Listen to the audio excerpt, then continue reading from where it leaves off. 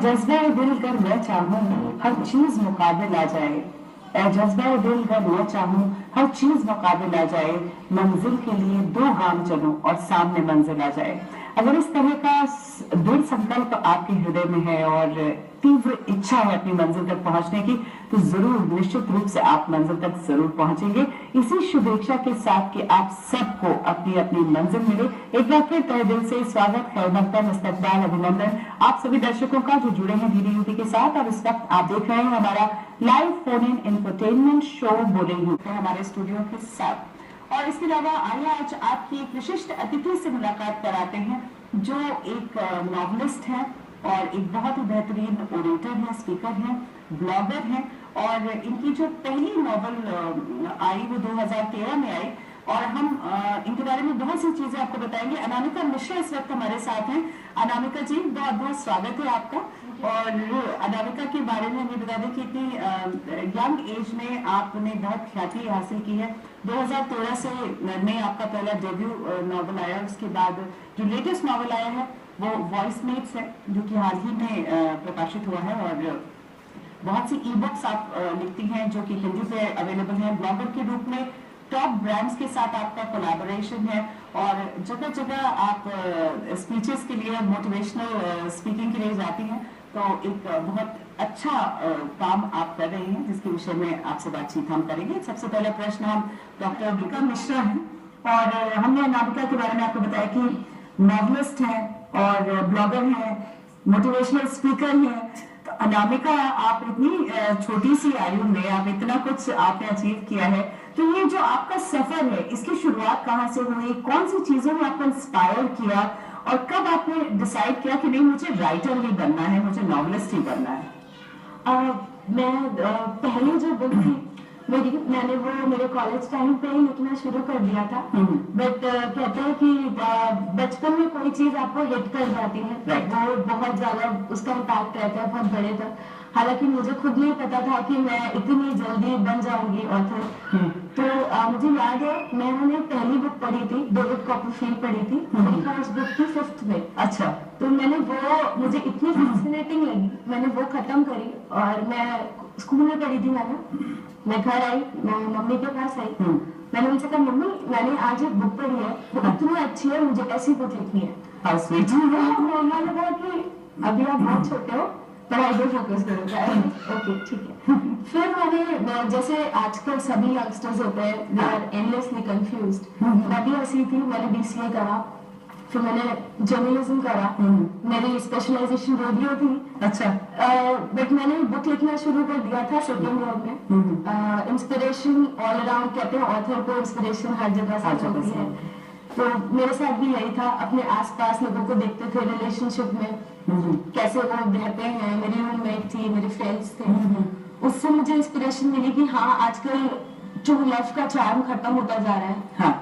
लोग बहुत ही ज्यादा ब्रेकअप पैचअप बहुत जल्दी हो जाते हैं लोगों के, जो एक long lasting relationship, arrange marriages में लोग बिलीव नहीं करते हैं। मुझे बहुत फैसिनेटिंग लगता है वो topic. I took that and मैंने लिखना शुरू करा उसमें। बट मैंने जॉब के लिए मैंने सोचा था मैं थोड़ा एक्सपीरियंस लूंगी 10-12 साल बाद, फिर पहली बुक लिखूंगी, बट ऐसा नहीं हुआ। मैंने 20 डेज अप्रोक्सीमेटली काम करा होगा रेडियो स्टेशन पे। मैंने रियलाइज कि नहीं, वेट करते रहेंगे तो कुछ नहीं होगा। जो है आज है जी, मुझे मजा नहीं आ रहा, मुझे अंदर से I'm not getting that hit कि हाँ ये मुझे करना चाहिए। तो that was the time I went back home। मैंने मम्मा से बोला कल से मैं नहीं जा रही हूँ ऑफिस, मेरी बुक आने वाली है 2 महीने बाद, I focus on that, फिर जो होगा देखा जाएगा। That was the risk I took, but thankfully अच्छी जगह। आज आपको लगता है कि ये रिस्क कामयाब रहा आपका? तो चॉइसेस और चांसेस बहुत मैटर करते हैं जिंदगी में आगे बढ़ने का। स्पेशल गेस्ट हैं, अतिथि हैं हमारे। और अनामिका, आपसे ये जानना चाहेंगे कि आपकी डेब्यू नॉवल तो आपने बताया कि किस तरह वो, हाउ डिड इट हैपन। तो इसके अलावा अभी जो आपकी लेटेस्ट नॉवल है विच इज वॉइसमेट्स, जो कि एक म्यूजिकल जर्नी के बारे में पूरी किताब है, तो इसके विषय में आप हमें बताइए और किस चीज से इंस्पायर होकर आपने ये नॉवल लिखी है? जो वॉइसमेट्स की बेस्ट इंस्पिरेशन है वो तो मैंने अपने ही लाइफ से ली है, क्योंकि जब मैंने रिस्क लिया था टू हैंडल लिखने का, तो वो एक बहुत बड़ा रिस्क था मेरे पास कोई बैकिंग नहीं थी, कोई जॉब नहीं था, तो मैंने रिस्क लिया वो। और तब पता चला कि रिस्क लेने से ही काम मिलता है। और बहुत सारे ऐसे लोग होते हैं, उनके पैशन होता है, कुछ कर दिखाने की इच्छा होती है, बट वो एक रिस्क जो जरूरी होता है वो नहीं ले पाते हैं। तो इसलिए मैंने राइट्समेट्स लिखी कि एक लड़की है ट्यूलिप, जो कि सिंगर बनना चाहती है, पैशन है, बट एक फियर ऑफ फेलियर उसको रोकता है। वो रिस्क नहीं ले पा रही है, पेरेंट्स पढ़ाई पे फोकस करो कहते हैं, तो कैसे वो रिस्क लेती है, कैसे वो चांस एक वॉइस मेट्स नाम के शो में पार्टिसिपेट करती है, फिर कैसे आगे बढ़ता है। तो मैंने वॉइस मेट्स इसलिए लिखा, उसके बारे में थी। तो बेसिकली वॉइस मेट्स के थ्रू मैं यही बताना चाहती थी कि एक बहुत जरूरी कंफर्ट जोन से बाहर निकलना बहुत जरूरी है। 100% सब लगाते हैं, बट 101% जो लगाता है उसी को सक्सेस मिलती है, और जो वो 1% एक्स्ट्रा होता है वो होता है आपका कंफर्ट जोन। करेक्ट। तो when you come out of your comfort zone, that is when success happens to you. बिल्कुल, कहते भी है ना कि जो ये एक्स्ट्रा आप लगाते हो, that is what creates your X factor.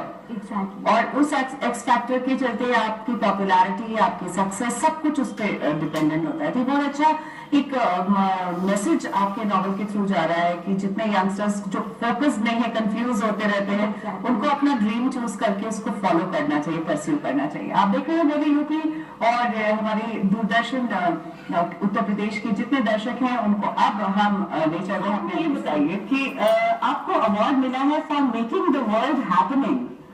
तो ये अवार्ड काफी हैपनिंग सा साउंड करता है। इस अवार्ड को मतलब इसका ये कहाँ मिला आपको और किस कारण से दिया गया? मेरा एक स्पीकिंग सेशन था कॉलेज में, मुंबई में। अच्छा। तो उसमें मैंने एक बहुत छोटा सा एनेक्डोट पेश करा था, जो कि मैं बताना चाहूंगी। बिल्कुल बिल्कुल। It was about making people realise your worth, क्योंकि दुनिया बहुत बिजी है, सबके पास सबके लिए टाइम नहीं है। आप जब तक अपने बारे में खुद नहीं चल के किसी को बताओगे, किसी को कोई फर्क नहीं पड़ता आप क्या हो। तो Pablo Picasso, artist, the famous artist, once वो पेरिस की स्ट्रीट्स पे वॉक कर रहे थे। हाँ।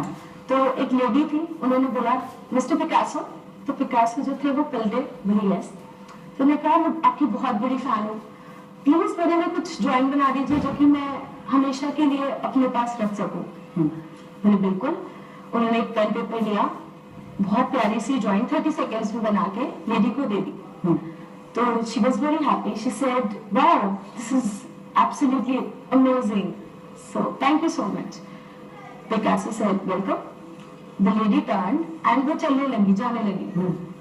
Picasso ने कहा कि excuse me, तो लेडी बोली yes.